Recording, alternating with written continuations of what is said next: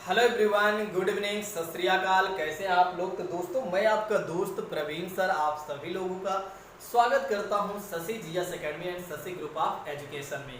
तो साथियों, आज के जो टॉपिक है बहुत ही बेहतर टॉपिक है, बहुत ही शानदार टॉपिक है। यदि आप लास्ट तक बने रहें तो मैं डेफिनेटली कहता हूं कि आप मजबूर हो जाएंगे कमेंट करने के लिए, और आप मजबूर हो जाएंगे लाइक करने के लिए, और आप मजबूर हो जाएंगे यदि आप नए होंगे तो आप शशि जीएस एकेडमी को ज्वाइन करने में। मैं डेफिनेटली कहता हूं यदि आप लास्ट तक बने रहेंगे तो आप लास्ट तक बने रहिए। मैं डेफिनेटली कहता हूं कि आपका एक एक मिनट बहुत ही यूजेबल होने वाला है आपके लिए, बहुत ही यूजेबल होने वाला है आपके लिए। इस बात को ध्यान रखिएगा।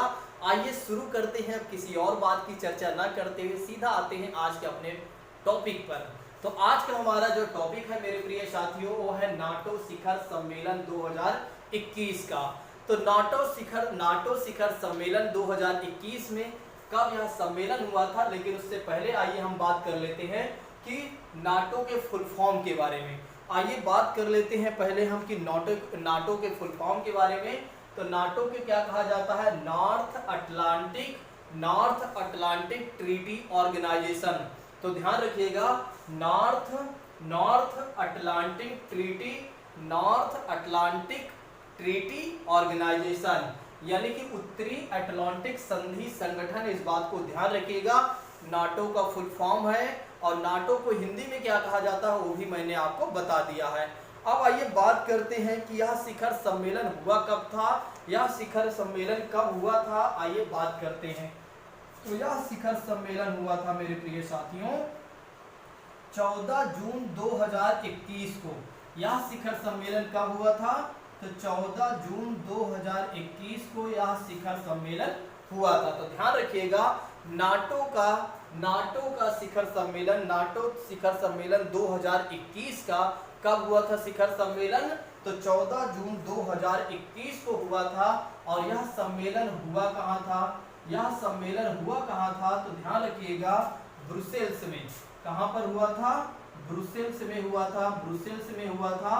अब आप सोच रहे होंगे कि ब्रुसेल्स कहां पर है, तो जिसको पता है जल्दी से कमेंट करके बताएं कि ब्रुसेल्स कहां पर है। तो ब्रुसेल्स कहां पर है मेरे प्रिय साथियों, तो बेल्जियम में है। तो ब्रुसेल्स कहां है, बेल्जियम में है। इस बात को ध्यान रखिएगा, ठीक है। तो ब्रुसेल्स कहां है, बेल्जियम में है। इस बात को ध्यान रखिएगा। और बेल्जियम की राजधानी भी ब्रुसेल्स है, इस बात को ध्यान रखिएगा। और भी तो बेल्जियम की राजधानी क्या है, ब्रुसेल्स है। आज हम जानेंगे इसके बारे में और भी बेहतर तरीके से, और भी इसके बारे में जानेंगे। बस थोड़ा से धैर्य आप बनाए रखिए कि नाटो शिखर सम्मेलन 2021 कहां पर हुआ था, कब हुआ था। तो कब हुआ था, 14 जून 2021 को। 14 जून 2021 को यह शिखर सम्मेलन हुआ था। कहां पर हुआ था, ब्रुसेल्स में हुआ था। ब्रुसेल्स कहां है, बेल्जियम में है। ब्रुसेल्स कहां पर है, बेल्जियम में है। इस बात को ध्यान रखिएगा। अब बात कर लेते हैं कि नाटो का मुख्यालय कहां पर है। तो नाटो का मुख्यालय भी यहीं पर है। तो ध्यान रखिएगा, नाटो का मुख्यालय भी यहीं पर है। कहां पर है, ब्रुसेल्स में ही है। ब्रुसेल्स यानी बेल्जियम में ही नाटो का मुख्यालय है। इस बात को ध्यान रखिएगा। अब आइए बात कर लेते हैं थोड़ा से नाटो के बारे में कि नाटो है क्या। अब आइए बात कर लेते हैं तो नाटो क्या है। आइए बात कर लेते हैं नाटो के बारे में। नाटो की बात करें तो नाटो क्या है, यह अंतर सरकारी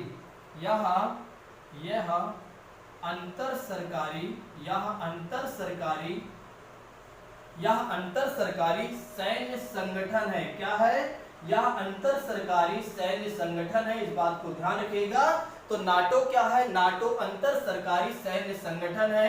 नाटो क्या है, अंतर सरकारी सैन्य संगठन है। इस बात को ध्यान रखिएगा। और दूसरी बात करते हैं कि नाटो में कुल कितने सदस्य हैं। तो नाटो में कुल कितने सदस्य हैं मेरे प्रिय साथियों, तो 30 सदस्य हैं। 30 देश सदस्य हैं, 30 सदस्य देश हैं। इस बात को ध्यान रखिएगा। नाटो में कुल कितने देश सदस्य हैं, तो 30 सदस्य देश हैं। इस बात को ध्यान रखिएगा, ठीक है। इसके 30 सदस्यों के नेम तो मैं आपको नहीं बताने वाला हूं, लेकिन 2-4 देशों के नेम मैं आपको बता देता हूं, जैसे कनाडा, ठीक है। तो कनाडा भी इसका सदस्य है। और उसके बाद अमेरिका की बात करते हैं तो महाशक्ति अमेरिका भी है। और अमेरिका के बाद यूके भी है, यानी यूनाइटेड किंगडम। और बुल्गारिया, ठीक है। तो ऐसे 30 सदस्य देश हैं, इस बात को ध्यान रखिएगा। तो नाटो के 30 सदस्य देश हैं, ETC में लिख देता हूं, ठीक है। 30 सदस्य देश हैं, इस बात को ध्यान रखिएगा। अब 30 देशों के नेम मैं नहीं बताने वाला हूं, ठीक है। 30 देशों के नेम मैं नहीं बताने वाला हूं, 2-4 देश का नेम याद रखिएगा, इस बात को ध्यान रखिएगा। तो पहली चीजें हमने सीखा कि नाटो शिखर सम्मेलन 2021 कहां पर हुआ था, तो ब्रुसेल्स में हुआ था। ब्रुसेल्स कहां पर है, बेल्जियम में है। और कब हुआ था, 14 जून 2021 को हुआ था, 14 जून 2021 को हुआ था। और नाटो की बात करें तो नाटो क्या है, नाटो एक अंतर सरकारी सैन्य संगठन है।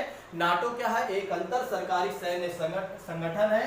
इसमें कुल कितने देश सदस्य हैं, तो 30 देश ऐसे हैं जो इसके सदस्य हैं, इस बात को ध्यान रखिएगा। और इसका मुख्यालय कहां पर है, तो ब्रुसेल्स में ही इसका मुख्यालय है, यानी कि बेल्जियम में ही इसका मुख्यालय है।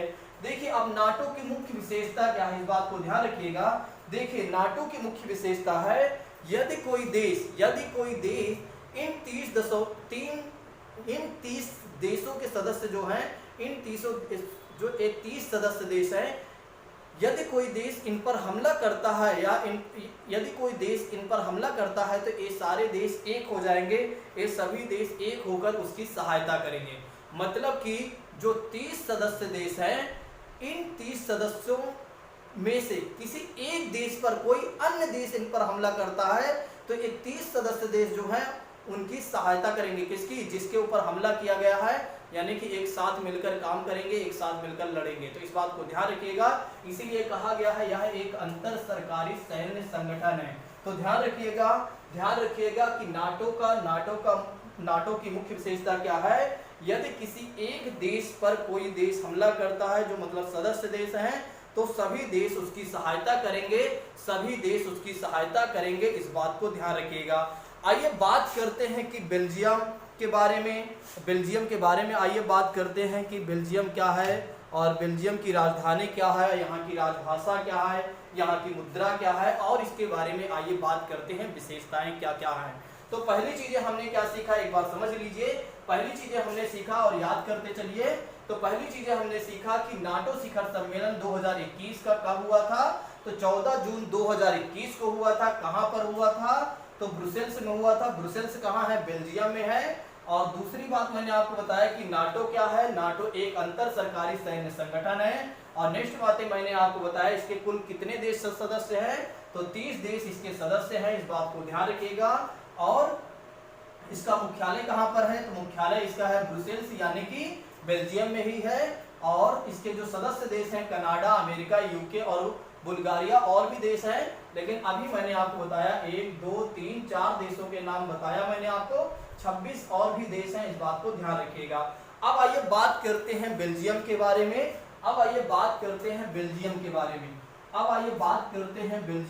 में। थोड़ा से धैर्य बनाए रखिए, मैं आपको बहुत बेहतर तरीके से सारी चीजें समझाने वाला हूं, आप जाइएगा नहीं। देखिए अगर आज आप लास्ट वीक छोड़कर आप गए तो आप हमेशा पछताएंगे, और जब आप बाद में क्लास देखेंगे तब आपको लगेगा कि सर की क्लास अगर मैंने लास्ट तक उसी दिन देखा होता तो आज मेरा 1 या 2 नंबर से जो रुक रहा है वो नहीं रुकता। ठीक है, तो इस बात को ध्यान रखिएगा। जो चीजें मैं बता रहा हूँ बहुत ही बेहतर तरीके से सारी चीजें बता रहा हूँ, और बहुत ही बेहतर कंटेंट है। ये आपके एग्जाम में जरूर पूछे जाते हैं, आपके एग्जाम में पूछे जाते ही नहीं बल्कि आप ध्यान रखिएगा, इससे आपकी जानकारी भी इनहेंस हो रही है, इस बात को भी आप ध्यान रखिएगा। चलिए बात करते हैं बेल्जियम के बारे में, थोड़ा समझते चलिएगा बेल्जियम के बारे में। आइए बात करते हैं बेल्जियम के बारे में। तो बेल्जियम के बारे में बात करें तो बेल्जियम की राजधानी क्या है, ब्रुसेल्स है, अभी हमने बात किया था। तो बेल्जियम की राजधानी क्या है मेरे प्रिय साथियों, तो बेल्जियम की राजधानी है ब्रुसेल्स है। क्या है, ब्रुसेल्स है, इस बात को ध्यान रखिएगा। तो बेल्जियम की राजधानी क्या है, ब्रुसेल्स है, इस बात को ध्यान रखिएगा। नेक्स्ट बात करते हैं यहाँ की राजभाषा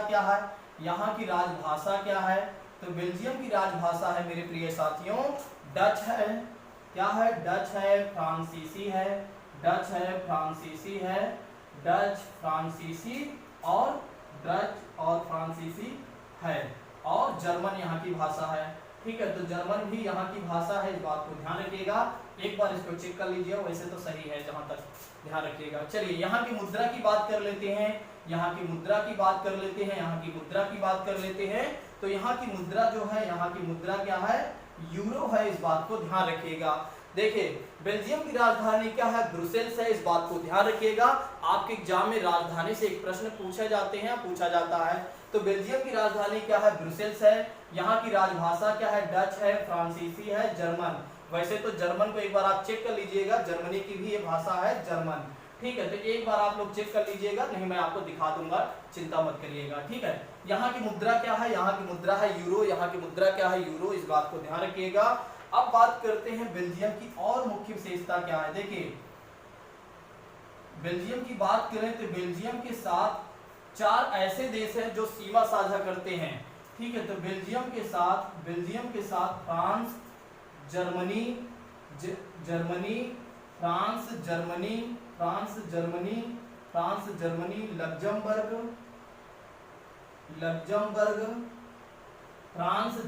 लग्जमबर्ग और नीदरलैंड। तो ध्यान रखिएगा, फ्रांस के साथ सीमा साझा करने वाले देश कौन कौन से हैं? एक फ्रांस है, दूसरा जर्मनी, तीसरा है लग्जमबर्ग और चौथा है नीदरलैंड। तो फ्रांस के साथ सीमा साझा करने वाले कौन कौन से देश हैं? तो ध्यान रखिएगा, पहला है फ्रांस, दूसरा है जर्मनी, तीसरा है लग्जमबर्ग और चौथा है नीदरलैंड, इस बात को ध्यान रखिएगा। अब आइए बात कर लेते हैं फ्रांस के बारे में। अब आइए समझ लेते हैं इन चारों देशों के बारे में भी थोड़ी थोड़ी जानकारी ले लेते हैं, ताकि हमारे एग्जाम में यदि फ्रांस से कोई क्वेश्चन पूछे तो हम उसका जवाब दे सकें सही। आइए बात करते हैं फ्रांस के बारे में। आइए अब बात कर लेते हैं फ्रांस के बारे में। तो फ्रांस की राजधानी क्या है, जल्दी से कमेंट करके बताइए कि फ्रांस की राजधानी क्या है, जल्दी से कमेंट करके बताइए। तो फ्रांस की राजधानी है मेरे प्रिय साथियों, पेरिस है। फ्रांस की राजधानी क्या है? तो फ्रांस की राजधानी है पेरिस, इस बात को ध्यान रखिएगा। और दूसरी बात करते हैं फ्रांस के बारे में। तो यहाँ की मुद्रा कौन सी है? तो यहाँ की भी मुद्रा है यूरो, यहाँ की भी मुद्रा है यूरो। तो ध्यान रखिएगा, यहाँ की भी मुद्रा यूरो है और बेल्जियम की भी मुद्रा यूरो है, इस बात को ध्यान रखिएगा। तो बेल्जियम की भी मुद्रा यूरो है और फ्रांस की भी मुद्रा क्या है, यूरो। यहाँ की एक मुख्य विशेषता ये है, ध्यान रखिएगा, जैसे हमारे देश में क्या है, संसद में आप देखते हो कि हमारे देश में क्या है, लोकसभा और राज्यसभा है। हमारे देश में क्या है, लोकसभा और राज्यसभा, हमारे संसद में लोकसभा राज्यसभा है। तो ध्यान रखिएगा, यहाँ के बारे में भी आइए जान लेते हैं थोड़ा से। देखिए जैसे हमारे देश में क्या है, लोकसभा और राज्यसभा है, वैसे फ्रांस में भी है। फ्रांस में राज्यसभा को उच्च सदन कहा जाता है और भारत में भी राज्यसभा को क्या कहा जाता है, उच्च सदन कहा जाता है। फ्रांस में भी उच्च सदन कहा जाता है, लेकिन उच्च सदन, हमारे देश में राज्यसभा को उच्च सदन कहा जाता है और यहाँ पर इसे क्या कहा जाता है, सीनेट कहा जाता है। क्या कहा जाता है मेरे प्रिय साथियों, सीनेट कहा जाता है। तो फ्रांस में राज्यसभा को सीनेट कहा जाता है, फ्रांस में राज्यसभा को सीनेट कहा जाता है, फ्रांस में राज्यसभा को क्या कहा जाता है, सीनेट कहा जाता है। और भारत में क्या कहा जाता है, भारत में राज्यसभा को उच्च सदन कहा जाता है। और दूसरी बात करते हैं कि भारत में लोकसभा को किन नामों से जाना जाता है, लोकसभा को निम्न सदन कहा जाता है। क्या कहा जाता है, निम्न सदन कहा जाता है। और फ्रांस में इसे क्या कहा जाता है, राष्ट्रीय परिषद कहा जाता है। फ्रांस में इसे क्या कहा जाता है, राष्ट्रीय परिषद कहा जाता है। क्या कहा जाता है, राष्ट्रीय परिषद कहा जाता है। क्या कहा जाता है, राष्ट्रीय परिषद कहा जाता है। तो हमने क्या सीखा यहाँ पर फ्रांस के संदर्भ में, फ्रांस की राजधानी क्या है मेरे प्रिय साथियों, तो फ्रांस की राजधानी है पेरिस है। यहाँ की मुद्रा क्या है, यहाँ की मुद्रा है यूरो, इस बात को ध्यान रखिएगा। और जैसे हमारे देश में लोकसभा संसद में यानी पार्लियामेंट में लोकसभा राज्यसभा है, वैसे ही फ्रांस में राज्यसभा को क्या कहा जाता है, सीनेट कहा जाता है। और भारत में राज्यसभा को क्या कहा जाता है, उच्च सदन कहा जाता है। ठीक है, और फ्रांस में लोकसभा को क्या कहा जाता है, देखिए भारत में लोकसभा को क्या कहा जाता है, निम्न सदन कहा जाता है। फ्रांस में क्या कहा जाता है, राष्ट्रीय परिषद कहा जाता है। फ्रांस में लोकसभा को राष्ट्रीय परिषद कहा जाता है, राष्ट्रीय परिषद कहा जाता है, इस बात को ध्यान रखिएगा। आई होप कि आप लोग समझ गए होंगे। अब आइए बात कर लेते हैं फ्रांस में। फ्रांस की एक मुख्य विशेषता है जो मैं आपको बहुत देरी से समझाने वाला था और बहुत देरी से इंतजार कर रहा था कि जल्दी से ये आ जाए तो मैं आपको बता दूं। चलिए इसके बारे में, फ्रांस के बारे में एक मुख्य विशेषता आइए मैं आपको बताता हूं, जिसके बारे में आज आप खुद ही कहेंगे कि हाँ सर, अगर मैं छोड़कर बीच से चला गया होता क्लास तो ये मुझे जानकारी ना मिल पाती और आज के बाद मैं कभी नहीं भूलूंगा। ठीक है, आज के बाद आप कहेंगे मैं कभी नहीं भूलूंगा। फ्रांस के बारे में हमने क्या क्या देखा? पहली चीजें हमने देखा फ्रांस के बारे में, यहाँ की राजधानी क्या है? पेरिस है। दूसरी चीजें मैंने आपको बताया, यहाँ की मुद्रा क्या है? यहाँ की मुद्रा है यूरो। और यहाँ राज्यसभा के, जैसे भारत में राज्यसभा को उच्च सदन कहा जाता है तो वहां पर सीनेट कहा जाता है, और भारत में लोकसभा को निम्न सदन कहा जाता है तो वहां पर क्या कहा जाता है? राष्ट्रीय परिषद कहा जाता है। फ्रांस की जो मुख्य विशेषता है मेरे प्रिय साथियों, फ्रांस की मुख्य विशेषताएं है कि फ्रांस के देश के संविधान से ही हम अपने संविधान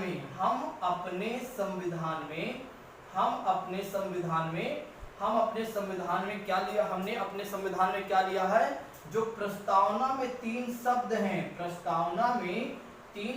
हैं, उसको हमने फ्रांस से ही लिया है। अब आप सोच रहे होंगे प्रस्तावना में कौन 300 शब्द हमने लिया है? तो स्वतंत्रता हमने ली है। क्या लिया है हमने?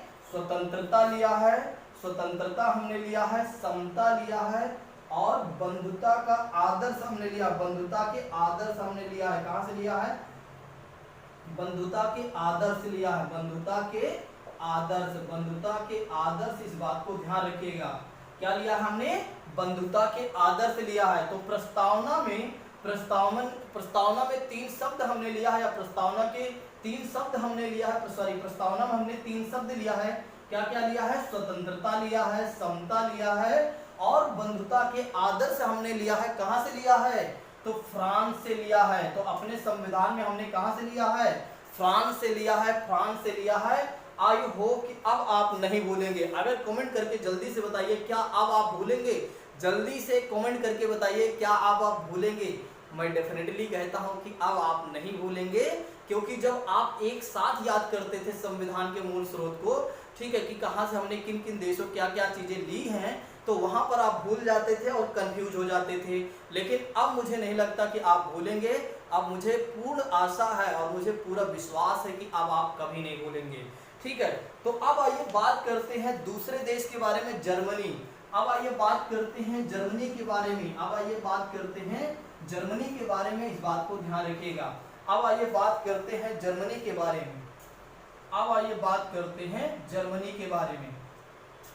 देखिए, जर्मनी की राजधानी की बात करें तो जल्दी से आप लोग कमेंट करके बता दीजिए अगर आपको पता है। नहीं पता है तो कोई बात नहीं, आप धैर्य बनाए रखिए। मैं आपको बता देता हूं कि जर्मनी की राजधानी क्या है मेरे प्रिय साथियों? बर्लिन है। जर्मनी की राजधानी क्या है? बर्लिन है। इस बात को ध्यान रखिएगा। और मुख्य विशेषता इसकी ये है कि यहाँ की राजभाषा क्या है? जर्मन है। तो यहाँ की राजभाषा क्या है मेरे प्रिय साथियों? जर्मन है। यहाँ की राजभाषा क्या है?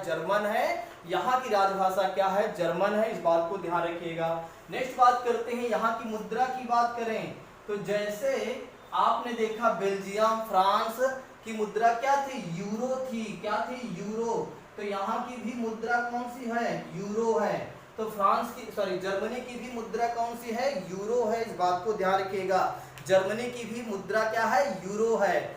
अब जर्मनी की एक मुख्य विशेषता की बात कर लेते हैं कि हमने अपने संविधान में यहाँ से भी कुछ चीजें लिया है। यहाँ के संविधान से भी हमने कुछ चीजें लिया है। तो आइए बात कर लेते हैं कि अपने संविधान, अपने मतलब भारत के संविधान में हमने जर्मनी से लिया है आपातकाल के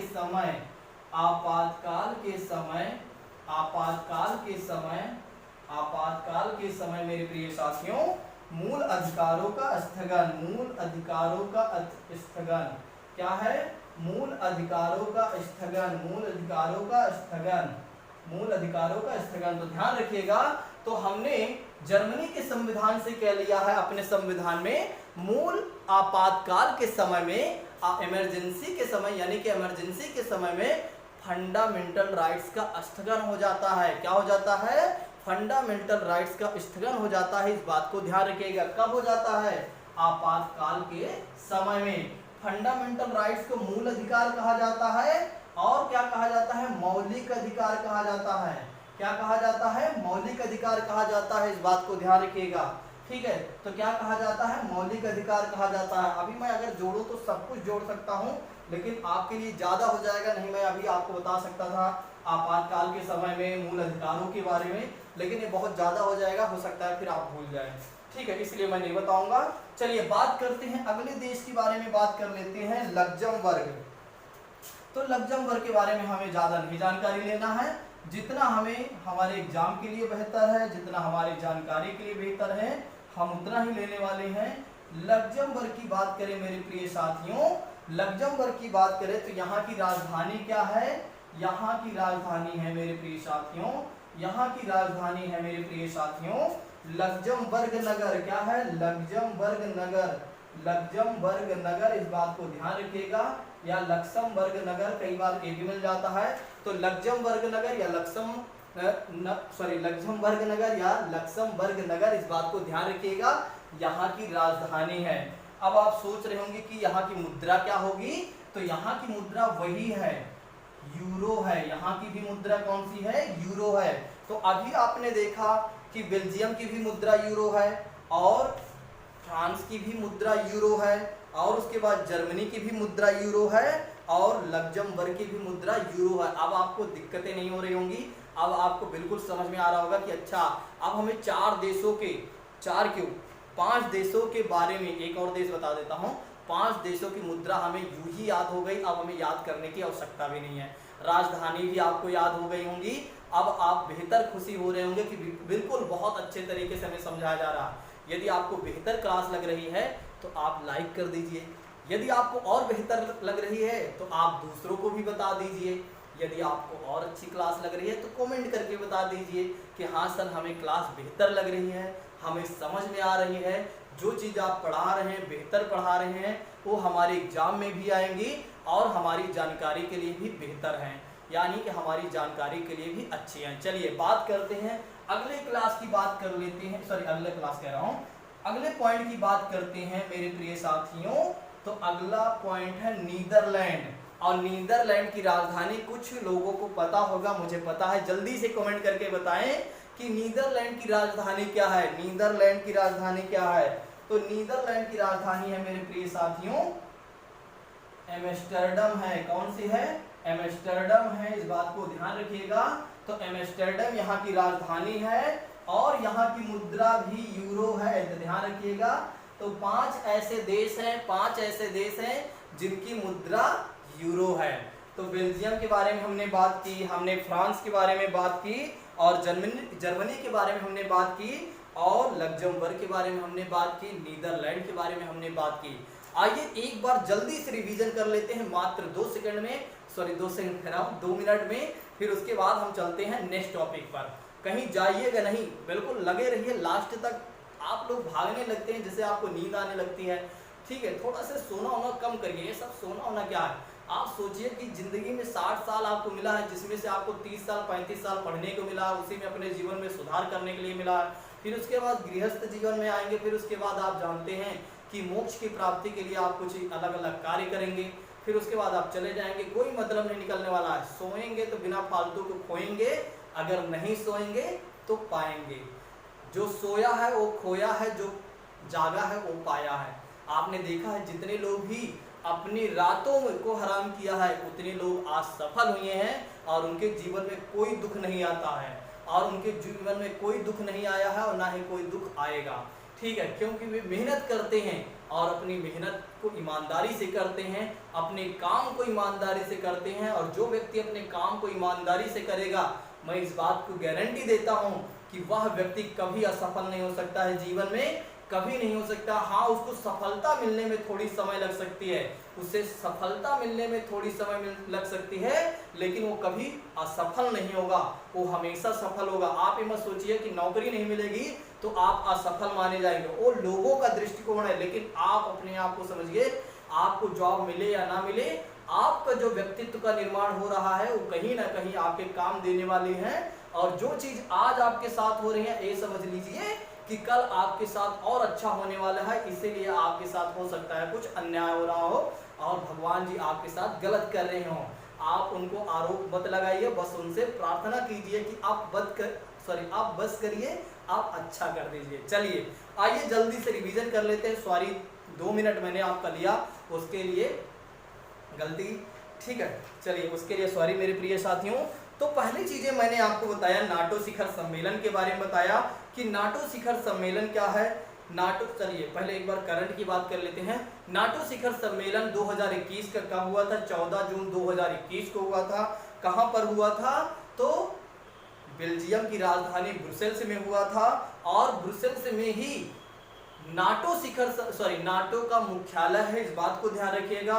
नाटो में कुल कितने सदस्य हैं? 30 देश सदस्य हैं, इस बात को ध्यान रखिएगा। और नाटो की मुख्य विशेषता ये है, नाटो की मुख्य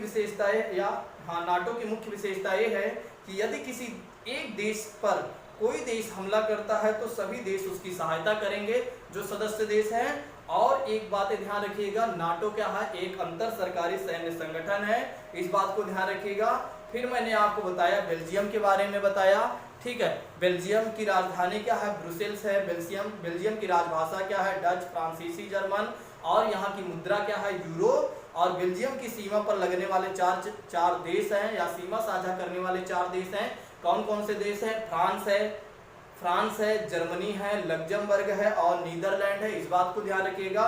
और फिर मैंने आपको बताया फ्रांस के बारे में। फ्रांस की राजधानी क्या है? पेरिस। यहाँ की मुद्रा क्या है? यूरो है। यहाँ की मुद्रा क्या है? यूरो है। और यहाँ राज्यसभा, जैसे भारत में राज्यसभा होता है और राज्यसभा को उच्च सदन कहा जाता है, तो फ्रांस में उसे सीनेट कहा जाता है। फिर मैंने आपको बताया कि भारत के संसद में लोकसभा है, लोकसभा को निम्न सदन कहा जाता है। वहां पर फ्रांस में क्या कहा जाता है? राष्ट्रीय सुरक्षा परिषद कहा जाता है, राष्ट्रीय परिषद कहा जाता है। और फ्रांस से ही हमने अपने संविधान के प्रस्तावना में क्या क्या लिया है?